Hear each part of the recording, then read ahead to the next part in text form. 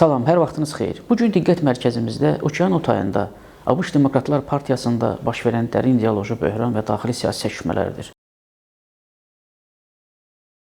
Seçki mövzüsünün başlaması ilə Vaşinqtonun siyasi dəhlizlərində mühüm bir reallıq daha aydın görünməyə başlayıb. Demokratlar Partiyasının rəhbərliyi eyni vaxtda iki cəbhədə mübarizə aparmalı olur. Bir tərəfdə respublikaçılarla Konqres uğrunda mübarizə, digər tərəfdə isə partiyanın sürətlə sola çəkməyə çalışan ideoloji cinah, demokratik sosialistlər dayanır. Floridadan Michigana qədər bir sıra ştatlarda keçirilən primarizlər göstərir ki, partiyanın aparıcı simaları gözlənilmədən solçu gənclərə və fəallara uduzurlar. Məsələn, Floridanın 20-ci seçki dairəsində partiya elitasının aparıcı simalarından biri Debbie Wasserman, Şultsa qarşı mübarizə aparan 27 yaşlı məktəb müəllimi Elijah Millinin nümunəsi partiya daxilindəki narazılığın göstəricilərinin biri kimi qiymətləndirilir. Bu, sadəcə təsadüfi qələbələr zənciri deyil. Bu, Amerikanın demokratik sosialistləri tərəfindən illərdir həyata keçirilən strategiyanın nəticəsi kimi təqdim olunur.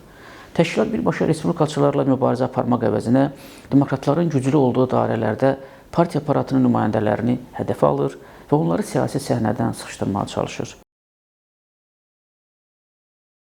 Aleksandria Ocasio-Cortez'in 2018-ci ildə qazandığı tarixi qələbədən sonra Zöhrən Mamdani'nin New York merinliyinə yüksəlişi, eləcə də Michiganda Abdul Əl-Sayedin primarizdə qazandığı sensasiyalı qələbə bu siyasi dinamikanın gücləndiyini göstərir. Bəs bütün bunlar Konqresin gələcək taleyi üçün nə deməkdir? Ekspertlərin proqnozlarına görə aralıq seçkilərdən sonra Nümayəndələr Palatasında sosialistlərin sayının 20 rəfə çatması gözlənilir. Əgər demokratlar palatada cəmi 3-5 yer fərqi ilə minimum üstünlük əldə etsələr, bu qrup partiyanın qanunverici təşəbbüslərinə ciddi təsir göstərmək imkanına sahib olacaq. Başqa sözlə, demokratların mərkəzçi qanadı hər hansı mühüm bir qərarı qəbul etmək üçün partiyanın daha sol cinahının dəstəyinə ehtiyac duya bilər.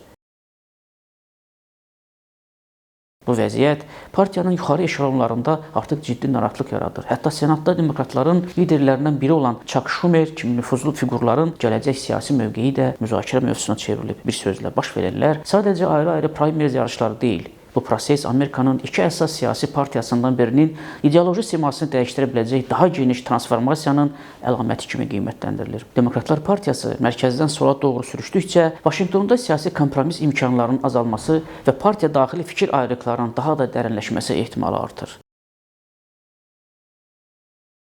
Biz bu prosesləri izləməyə davam edəcəyik. Qarşıda bizi daha maraqlı mövzular gözləyir. Sağlıqla qalın.